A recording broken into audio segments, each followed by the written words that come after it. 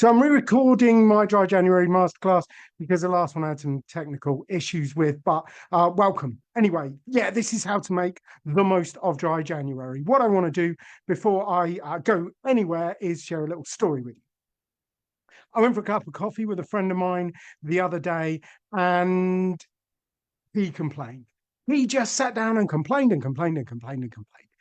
He's got this new job, like really high paid job, big corporate thing. But he's got to organize an event right at the start of taking over. And he's getting grief from his assistant. He's getting grief from his boss. He's getting grief about the budget. And he was just like, Duncan. Whoa. So I let him just moan and talk to me for about 20 minutes. And then I said to him, look, mate, seriously, why are you doing this? And he moaned a little bit more, telling me he was being forced to do it. He didn't, get any choice. He wouldn't do it if he had the choice. Yada yada yada. I was like, all right, yeah, but why do you think the event's happening? And he said, well, it's a bit of a celebration. It's the start of my time in this job. Okay, cool. That's why you're doing it, right? Okay. So where do you want to be at the end of it? And he said, well, look, I've had a lot of help. I've had a lot of support from people over the years. They've helped me to get where I am. So I guess what would be a really good result for me was if I could just thank everybody for helping me out. I was like, okay, that's cool. So you know why you're doing it? It's a celebration. You know where you want to be at the end. You want people to be grateful. You want them to know that you appreciate their help and support. So yeah, that's it. Okay. All right. We'll go back to all of the grief that your assistant was giving you. How does that feel now? You know why you're doing it, where you're going. And he went, oh, yeah, actually, that's all irrelevant, isn't it? I can just ignore that. Okay. Asked him about the stuff his boss had been saying. He said, oh, actually, you know what? That is at the heart of the event. That is the thing that I really need to focus on. That's my opportunity to tell everybody how grateful I am. There you go. Job done. What about the budget? He went into the budget, realized he could spend it better, get more people at the event, give them more of a celebration kind of a feel, better use the money. I was like, there you go. That's all your problem sorted, isn't it? And he went, blimey, you're good at this, aren't you, Duncan? And I went, no, really? You did all the work. You thought it through. I just helped you understand why you were doing it and where you wanted to be at the end of it. And honestly, that is a lot of the work that I do as a coach, as a therapist, is helping people understand why they're doing something and where they want to be at the end of it. And really, that is all I want to do today in this masterclass. I want to help you to understand why you might be doing Dry January, where you might want to be at the end of it. And as a special bonus, I'm going to share 2 secrets that all of the sober superstars know, though they genuinely are secrets. They're not particularly well known. So let's get into why you might want to do it. There are a lot of really, really good reasons. One of them that I hear all of the time is money. So let's think about that. What do you spend on alcohol a day? Just, have a think about it. Maybe you don't drink every day. Maybe you only drink at the weekend. But think about how much you spend on a week or on an average day and, times it by 31 or 4.3, depending on whether it's a day or a week. Let's just put some figures to that. If you spend £6 a day, and what does £6 buy you these days? That's not even a particularly good bottle of wine. It's a 4-pack of beer. It's not a lot, is it? £6 a day, 31 days, £186, isn't it? That's we're not talking holiday money, but that is starting to add up, isn't it? That's getting you something, 186 quid. But then if you actually think about it and push it forward a little bit more, what's £6 a day for a year? That's £2,160. So actually, if Dry January accidentally lasted all year, you would be talking about holiday money. And then just for the fun of it, if you did that for 20 years and you adjusted it for taking account inflation, you'd have £73,500, which is enough for a Porsche. So yeah, saving money, fairly good reason to do Dry January.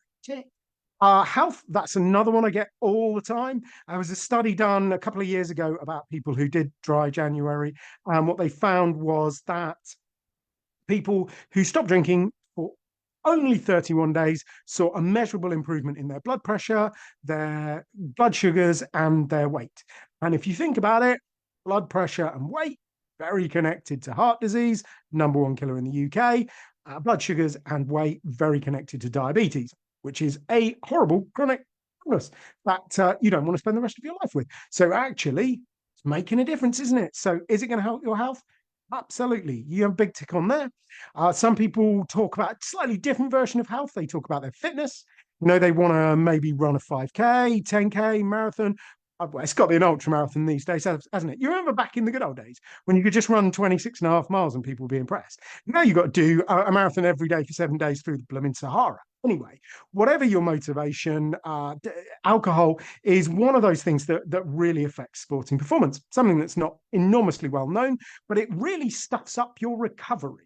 So I could go into pro-inflammatory cytokines and all of the biology behind why alcohol impacts on your recovery. But if you don't drink it for 31 days, you will notice an improvement in your park run times. You will notice an improvement in your overall energy levels and fitness. Absolutely benefits from that. So you want to improve your fitness? Pick It's a Good One. Another one that I hear all of the time, honestly, often from men, but not exclusively, is, I want to get so and so off my back. I'm getting a lot of pressure from my parents, from my children, from my partner, from my friends, work, whatever. And I think that is, that's a massive thing, isn't it? And it is nice to remove that pressure, isn't it? But if that is your main motivation for doing Dry January, I would tell you to be really, really focused on those other benefits. So think a lot about the money, think about the health, think about how you feel every day as a result of Dry January, because it is nice to remove the pressure from other people, but it is even nicer to actually feel better and get some benefits for you yourself. Yeah, basically, I'm telling you to be selfish. Just for 1 month, be selfish and focus on the real improvements for you, not simply the improvements for other people. Now, there's one kind of aspect of Dry January that I don't think gets talked about enough, and that is the idea of treating it as an experiment. And I think that is a great reason to do Dry January. That is a great why. So what you do is you just stop drinking for a month and you see what happens. Go out, socialize without alcohol, see what happens. Handle stress without alcohol, see what happens. Just try life without alcohol. You never know. It might be brilliant. Now, you do have to be a little bit careful about that. And I'm going to pick up on the idea of beliefs in a little bit. So you have to be a bit careful with those. Nothing wrong with trying Dry January as an experiment. Perfectly good way to proceed. But whatever your main motivation, I think that it is really, really important for you to get clarity on it. Get very, very clear. Get very, very certain on what you want to achieve and why you're doing it. Now, there are a couple of different ways of doing that. You could talk to a friend, go out for a cup of coffee, have a chat with them, talk about Dry January. That works really, really well if they're doing it as well. If you've got a Dry January buddy, brilliant. Or you could even set up a group. You can meet up on Zoom, you could do WhatsApp calls, you could do a WhatsApp group, whatever. You could get a lot of people together, a few friends, or just a few people that you meet online and talk about your motivations. Why are you doing Dry January? And between you, you can all get really, really granular and really specific about why you're doing it. So there's a kind of social ways of doing it. There are also more kind of like heady kind of cognitive ways of doing it, which would involve writing stuff down. So you can either do that in terms of like writing a blog. You don't have to publish that blog. You could just call it a diary. I know, crazy, isn't it? You could just write a diary about how you're feeling, or you could, if that's your thing, you could publish it. You could commit to doing a post on Facebook every day, talking about why you're doing Dry January, how it's going, sharing that with people. That's enormously powerful for some people. I mean, me, I love it. That's the reason why I write books, basically free therapy. That's why I write books. So you could do that, or you could take a less formal approach to it. You could do something that would be more like journaling. That's where you start out with a few pieces of paper and just write. You don't worry about what you're writing. You just write what comes to mind. So clear all of those thoughts out of your head. That is something that some people absolutely love. They think it's amazing, and they're totally and utterly set on journaling. If that's right for you, do it. You can also find a load of computer-based applications for doing that. So there's loads of great ways of doing that these days. Or you could just get stuck into some of the Facebook groups. There's loads of Dry January Facebook groups full of people who genuinely want to help you succeed over the month. So you could just put in a post saying, these are my thoughts. Why are you guys doing Dry January? Get involved, comment, talk to people, get into discussions, find out what their motivations are, see how that impacts on your motivations. But honestly, I think if you get your why really, really clear, it makes the rest of the month a whole lot easier. So now I want to tell you about one of those super duper secrets that all of the sober people know. And I kind of hinted at it a second ago when I talked about belief. The thing that all of the sober superstars do is they get their beliefs straight. They get a really good understanding on what they believe about alcohol. And that's really important because the research is very clear on this. What you believe about alcohol dictates how much you drink. Now, what I use is a system that I like to call the belief disposal system. I like to call it that because I like to give everything a vaguely militaristic and slightly macho name, basically because my parents never bought me the Action Man helicopter. Anyway, let's have a quick look at the belief disposal system. So, yeah, as I say, it's about taking your beliefs and it's about understanding them. So your beliefs sit underneath everything that you do. Like, why do you go and vote? You go and vote because you believe democracy is important. If you didn't believe democracy is important, you wouldn't vote. You believe it's important, so you do vote. So your beliefs are really, really important. So we don't tend to think about them. So the belief disposal system is about getting those beliefs out into the open, looking at them, examining them, asking questions like, are they true? Do they serve you? Are they helping you become the kind of person that you want to be?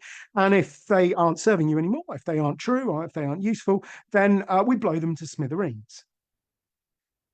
I told you everything's a bit pseudo macho. Anyway, let's have a quick look at some of the beliefs that you might have about identity, about alcohol.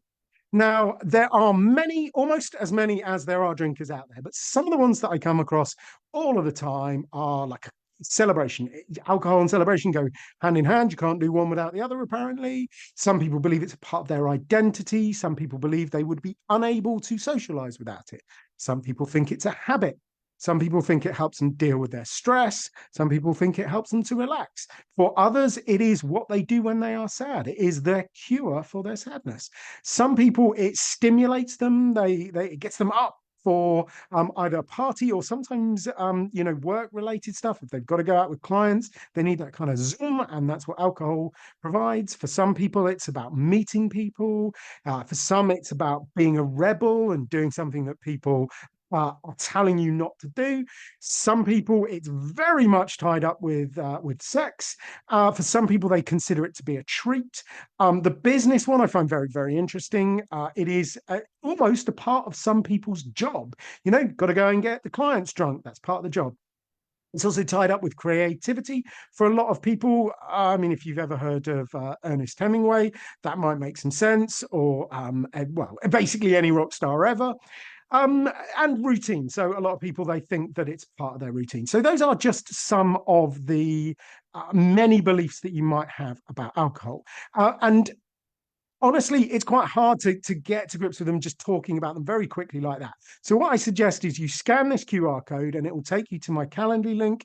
You can book an appointment with me and I am more than happy to sit down, go through the diagnostic tool that we use around beliefs around alcohol, and that will just give you a of a starter about how you can get to deal with them. So scan that QR code, book yourself a meeting with me, and we can have a chat about your beliefs about alcohol, and we can start that process of belief disposal.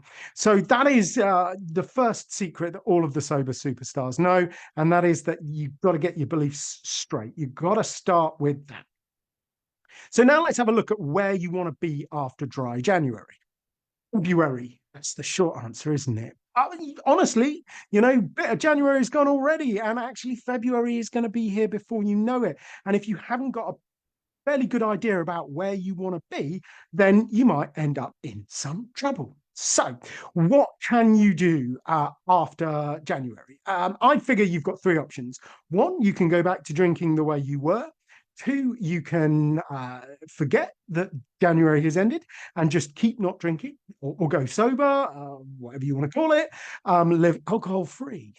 Or you can attempt moderation. So let's have a look at those three options. Are you going to go back to drinking the way you were before? I've obviously never met you, so I can't really tell you what to do. And even if I had met you, I wouldn't tell you what to do because that's not my kind of shtick. I don't tell people what to do. I like to help them think through their problems. You know, I like to ask them a few incisive questions, but I never tell people what to do. But my guess would be if you have sat through this far, if you are doing dry January, then going back to the way you were drinking before is probably not an option. So we will dismiss that. So what about going sober? For many people, sober living is a thing. It's becoming more and more of a thing. All you have to do is go on Instagram, go on Facebook. Look at it. There are lots and lots of people out there. Jared Butler, Calvin Harris, Anthony Hopkins, Lewis Hamilton, Daniel Radcliffe, Lee Mack. I could go on. There are literally hundreds and hundreds of people getting sober, and those are just the famous ones. There are a lot of normal people. I was going to say normal people like me, but that would be a lie. I'm not special. If you don't believe me, you can ask my wife. But I'm also not entirely normal. Hey ho. So there are a lot more people going sober. So it's certainly much more of an option. It's much easier than it was, say, 8.5 years ago when I stopped. Not that I'm complaining, but it's become much more of an acceptable thing to do. So you could try that. Now, there are two schools of thought in the sober community. One is the one day at a time lot, and one is the nail your colours to the mast and don't ever drink again mob. Personally, I am that kind of person. I like to say, that is it. I have made up my mind. I am doing this. I am never going to change. So for me, I'm never going to drink again. I know that. That's just who I am. But for other people, that kind of, I am not going to drink today. That is all they're prepared to commit to. And that works for people. That works for a lot of people. And maybe you're that kind of person. Maybe you're the bit more like me. Follows to the mast. It's important to find out who you are and then take the right approach. Because if more than one day at a time thing, do dry January. And if you enjoy it, don't drink in February. And if you enjoy that, don't drink in March either. And if you're still enjoying it, well, dry April, May, June, July. It'll be Christmas before you know it. And you'll be like, blimey, I've done a year. I must be sober now. So it's about working out who you are and which approach is going to work best for you. Is it that you're not really going to commit? You're just going to see what happens. And if you continue to enjoy it, you'll continue to do it. Or is it you reached a point with alcohol, you're just basically bored of it? This dry January thing is just a kind of prelim to sobriety. And if it is, great, absolutely stick to it. But the most important thing is to find out who you are. I will give you one warning about sobriety. Too many people that I have seen, they come to sobriety, they've got a lot of problems in their life. They think if I stop drinking, it will solve all of my problems. And that is honestly not true. Stopping drinking will solve problems in your life. Trust me, many of your problems are created because you're drinking too much alcohol. I know that for a fact. Not all of them. And for many of us, we drink to ignore things, whether that's unprocessed childhood trauma, whether that's deep emotional scars, or whether it's just the fact that we're falling a bit behind on the mortgage, or we hate our job, or our relationship isn't living up to it. We're all trying to avoid something. And when you stop drinking, those things come back. Now, I'm not saying, you stop drinking, your life will be miserable. What I'm saying is if you do stop drinking, you can't just say that that's it. I've stopped drinking, job done. You've got to see it as part of a process. It's like you're making dinner. Too many people think stopping drinking is the meal. It's not. It's not even the recipe. It's an ingredient in the recipe. And recovery, it's about designing the life you want, not simply about stopping drinking. That is why for me, the process is much longer than simply stopping drinking. It's about working out where you want to be in life, which actually is kind of cool. And, it's kind of enjoyable. So that's sobriety as an option. Moderation as an idea, it's something that It's grown a lot of traction these days. A lot of people talk about it. So there are a couple of different approaches that you could take to moderation. One is mindfulness. That's being aware of when you are drinking. And if you think about it, much of the drinking that you do, you probably do subconsciously. You're not even really aware of it. You do it because, well, it's Friday while I'm eating, while I'm watching Netflix. You're not actually really consciously aware. The idea of mindful drinking is making it count, only drinking the really good ones, only drinking the ones on important occasions, and making the most of it when you do it. It's an idea that I think has got a lot of mileage to it, but unfortunately, it does require quite a bit of control. And I don't know, are you listening to this because you're not sure you have control over alcohol? At a guess, I would say you probably have some issues with control of alcohol. And, if you were going to be able to drink like that, you probably wouldn't be listening to me. I mean, I know I'm funny and everything, but so you've got to be a bit careful about it. It does require control. That said, if you do want to approach moderation in any way, the most important thing to do first is reset your brain chemistry. Now, I am not going to go into the neurology of that today because it's a bit boring. But you need a certain amount of time to remove all of the alcohol from your system. Let's call that 10 days. It takes about 10 days to totally clear alcohol from your system. Then you need a period of time to reset your brain chemistry so that you can go back into moderation, with the best chance you've got by resetting all of those happy chemicals up in your head. Let's call that 3 weeks, which is exactly 31 days. Magic, isn't it? And I'm being slightly facetious. Actually, the science suggests that 4 weeks is the minimum period of time you want to do to reset your brain chemistry. So actually, dry January can be a great springboard for moderation, but any moderation requires an element of control, and you have to ask yourself, is the amount of control you have over alcohol going to be completely different after 31 days? I don't know. So mindfulness, that is one way, making the drinks you have less and making them count. The other way is bright lines, which is where you draw an absolute line in the sand. So, for example, I know several people who only drink one bottle of wine a week. That's their limit. They say, I open one bottle, I drink all of it.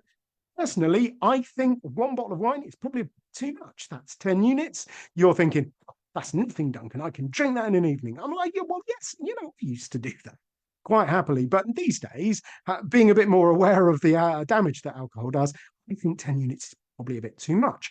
That said, it seems to work for some people, but it doesn't work for everybody. I have met people who they only drink on one day a week, or they only drink their one bottle of wine a week, and they're pretty miserable because they spend a week waiting for that to happen. And when it happens, they drink it too quickly, and then they feel miserable because they haven't got any more left. And then they're miserable for another 6 days or 5 days or whatever. And, it can end up being a form of torture. So you do have to be a little bit careful with moderation. Now, there is a system that I absolutely recommend, and that is the 1-2-3 method. I'm going to mention it here, despite the fact that most people kind of like look at me funny when I talk about this. This system is easy to remember, and it is guaranteed to make sure you never drink at what would be described as a harmful level. I mean, there's no safe level of drinking technically, but if you drink like this, you will never have any issues. Like, you should consult your doctor. Generally, you'll be fine. So the one is one drink. If you never have any more than one drink, you are never going to be in any kind of problems. Now, I know you probably could get a glass that's big enough to hold a bottle of wine in it and laugh in my face. That aside, whatever your one drink is, it's going to be what, 3, maybe 4 units tops. So you're probably still going to be okay with that. The 2 is 2 days. So that means you never drink more than 2 days a week. And actually, if you think about it, if you look at that mindfulness idea, think about the real, actual special occasions in your life. then 2 days a week is adequate. It's absolutely fine. You do not actually have two special occasions every week, unless it's Christmas. You know, Christmas and Boxing Day, I'll give you that. If your birthday and your anniversary happen to be on the same week, I'll give you that. But in general, Friday night is not a special occasion. You know, having a takeaway is not a special occasion. So 2 days a week generally will be enough. And then finally, the three is 3 weeks. So you only ever drink 3 weeks out of the month. So you always give your body enough time to actually get that alcohol out of your system. As I said earlier, it takes 7 to 10 days to completely clear the alcohol from your system. So if you have a week off every month, you will always have some time where there is no alcohol in your system. So that's the 1, 2, 3 method. One drink, 2 days, 3 weeks. If you don't surpass those levels, I guarantee you'll be drinking at a much safer level than most people. Now, as I say, a lot of people look at me funny when I talk about this. So if you want to get more into the idea of moderation and what you can do, scan that QR code. It takes you to our Dry January special offer page. On there, you'll be able to book 2 sessions with me, and we can go through why you want to do the whole Dry January thing. We can really get into grips with those beliefs that you have about alcohol, and that will really set you up for what you want to do at the end of January. And then the second session, we can really dig into, you know, what is the right course of action for you. I can give you a load more detail about how to successfully moderate your drinking. So that's the QR code will take you to our Dry January special offer page. We're doing it £62 at the moment, which is those 2 sessions, £62. And honestly, if you don't save £62 on alcohol this month, I'd be absolutely amazed. I spend more than 62 quid a month on coffee. Maybe I'll do coffee free February, who knows? Anyway, so that's a little bit about moderation and, you know, where you might end up with that. And honestly, if you want to chat about option, I am always more than happy to dig into that. So that's where you're going to go at the end of the month. And I want to share one more secret with you, which is about how the really successful sober people handle the cravings. Now, I don't particularly like the word cravings. I don't think it's very helpful. Cravings are simply thoughts. It's just this idea, oh, let's have a drink. You can do, have a drink, yeah. And where do those thoughts come from? I mean, they could be physical. So sometimes your body, as it's withdrawing from alcohol, yep, every time you drink alcohol, your body clears the alcohol and you go through a process of withdrawal. So sometimes that will trigger in your head the idea that you want to drink. Sometimes it will be because you see people drinking. Sometimes it will be because you meet Dave and you always have a drink with Dave. Sometimes it will be the football or a restaurant or Netflix or whatever. You know, if you drink enough, you associate a lot of things with alcohol. So when you do those things, you start to get these ideas. Oh, let's have a little drink. So how do you handle them? Well, will it surprise you to know that I've got another dodgy pseudo macho kind of armchair macho kind of system for you? Yeah, it's called the tactical change system. Yeah. Oh, makes a fella proud to be a soldier. Anyway, part of the reason why it's called the tactical change system is because the first 3 letters, TAC, stand for trigger, action, and celebration. So let's get into that. So the trigger, obviously, is that idea, let's have a drink, you know, and as I say, it can come from a lot of different places. It can come from people, it can come from situations, it can come from seemingly nowhere. But it doesn't matter wherever it comes from, get this idea, let's have a drink. What are you going to do? Well, here's my, I mean, at the moment, you get that thought, let's have a drink, and you probably think, oh, okay. And you pour a drink and you have a drink. And then the thought goes away. But during Dry January, you're going to be not drinking. So you'll have those thoughts. And what do you think? People think sort of, oh, I can't have a drink. And then they start to get a bit flustered. They start to get a bit miserable. They start to get a bit annoyed. Here's how to do something different. When you get those I want a drink feelings, those I want to drink thoughts, doesn't matter where you are, you shout real men quit at the top of your lungs. Okay, you don't have to shout real men quit. I only use that because it's the title of my new book.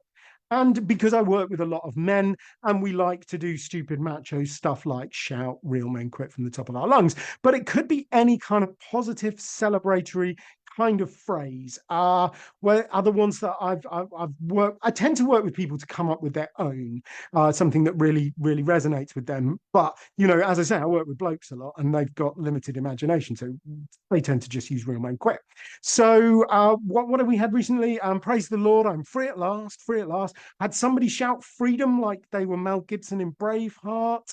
Um, I've had people singing, that I'm free kind of song. That was a bit weird. I haven't come this far simply to come this far. Loads of different stuff. Come up with a mantra, a phrase that makes sense to you, makes you happy. And whenever you think about drinking, you shout that phrase to yourself. All right, if you're in the freezer section of Tesco's, you're not going to shout it, but think it to yourself. And then the final bit, so thinking about drinking is the trigger. Saying the phrase to yourself is the action. And then finally, you want the celebration. That's the smiling. I mean, you can dance, you can do the fist pump. I'm a big fan of the fist pump. But what I've found is people are reticent to do that in the freezer section of Tesco's. So just smile. Smiling puts a load of happy chemicals into your head, whether you're in a good mood or not. You get the happy chemicals. And of course, that makes you happy. And what happens when you're happy? You keep doing it. Things that make us happy, we keep doing. Things that make us miserable, we stop doing. And if you don't believe me, just go and stand outside any gym in the country. You'll find a lot of miserable people stopping doing stuff. So that's the tactical change system. The trigger is thinking about alcohol. The action is shouting some sort of mantra to yourself. And the celebration is smile. And that is a fantastic way to help you get through those cravings. So that's the second secret. So we've done the why are you going to do dry January? First secret's about belief. Where are you going to end up at the end? Is that going to be, moderation, or is it going to be the long January of sobriety? And then we went through the final secret of sobriety, which is about managing your triggers. So what are you going to do now? What are you going to do now? Well,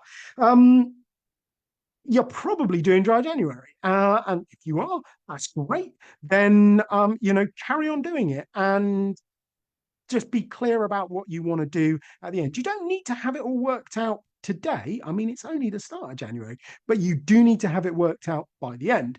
Now, I've got an event on the 29th of January where I'm going to go into some of these things in a lot more detail. That will be up on my Facebook page.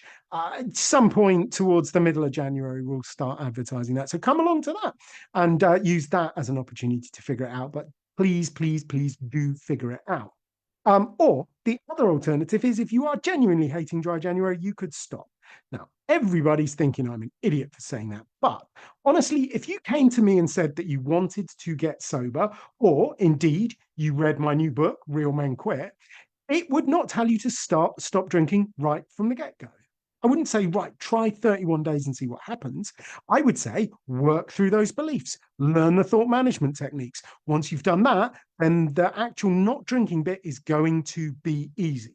So when I say maybe you should think about not doing dry January, I don't mean sod it all off and go to the pub. What I mean is maybe best thing for you to do is get some support and use that support to move forward rather than just stopping drinking for 31 days and being miserable the whole time and then going back to drinking just as much as you did before you stopped. So with that obvious caveat, maybe dry January isn't the right thing for you. Maybe you can find some support from one of those great groups out there. AA, bit of an acquired taste. Some people absolutely love it, some people less so. Smart Recovery is very good. Recovery Dharma is very good. There are loads of group things that you can do. There are also loads and loads of sober coaches out there who, are all really happy to help you. I could recommend a few. All right, yeah, it's something that I do. So you could take me up on my dry January special offer. We'll have 2 sessions and we'll get started. We'll see where you end up. Honestly, I tend to work with people for much longer than just a month. So there'll be an ongoing thing for that. We tend to sign people up on a monthly retainer. At the moment, we charge a bit less than £100 for that. But you get ongoing support, get as many sessions as you need. So do that, or if you're feeling really, really cheap, $9.99 on Amazon, Real Men Quit. So what I would say is I'm not that bothered about what you do. I'm definitely not going to tell you what to do, but I do want you to do something. And I want you to enjoy it. I want you to make the most of it. So be clear about why you're doing it, be clear about where you want to end up. And if you need some support, get some support. There are a lot of great people out there. Look, thank you so much for joining me today. And if I can help at all, please do let me know. So I'm just going to put this slide back up, that one. There's the QR code there. Just scan away and, book a couple of sessions, £62. It's almost the same price as a night out. Scan that, get in touch, and we will help you enjoy not just January, but the rest of your life.